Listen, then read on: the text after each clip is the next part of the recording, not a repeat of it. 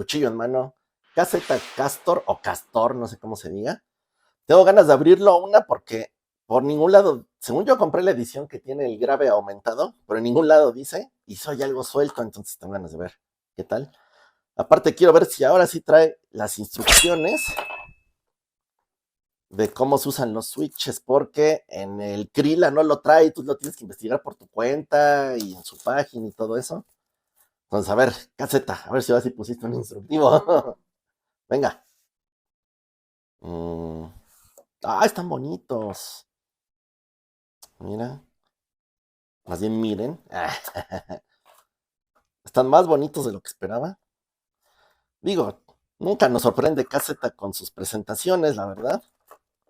Siempre son como muy austeros. Vamos a ver el cable. Ese cable, el último, el normal de caseta. Este venía también con el ZBX, que ya vieron la comparación en el canal. Es el normal. La verdad, a mí me gustó. No está mal. Las puntas, a ver cómo vienen. Últimamente han mandado las puntas normales más unas como de memory foam. Por eso no hago unboxings, vean, todo destruyo. Ahí está. Sí, son las normalitas. Las que traen rayitas. Estas me gustan. Vamos a sacar todos los tamaños.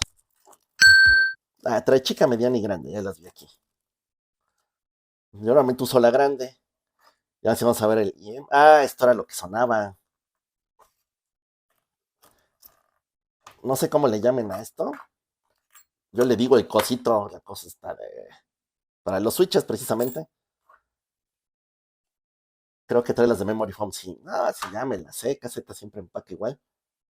Memory Foam. Está bien bonito. Por lo que vi en su página, si compran el negro es el que trae el bajo aumentado y si compran el que es como plateadito es el que trae la firma Harman. Yo quise comprar el de graves aumentados porque ya hay muchos audífonos con firma Harman, entonces, y aparte he visto en el canal que les gusta mucho los graves, entonces, mira, sí trae instructivo. Aquí se ve muy claramente para qué sirve cada switch. Sí está en inglés. Bien. Switch uno, levantas las frecuencias bajas, con el 2 levantas las... o sea, cada uno te aumenta más las frecuencias bajas. El uno y el 2. Luego el 3, medias y altas las levantan. El 4 tuning, levantan medios y altos. Dos niveles, ok.